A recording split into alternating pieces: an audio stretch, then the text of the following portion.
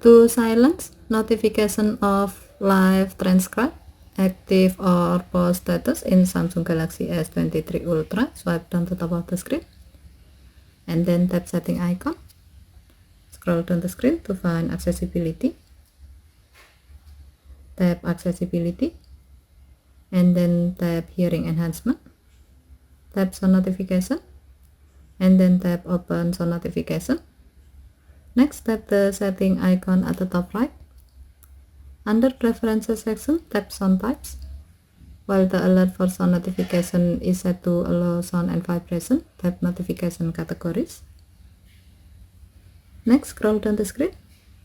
Under other section, tap active or pause status and then select silent.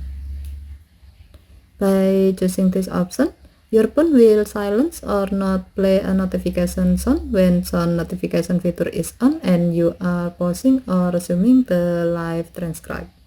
Okay, thank you for watching. Have a nice day.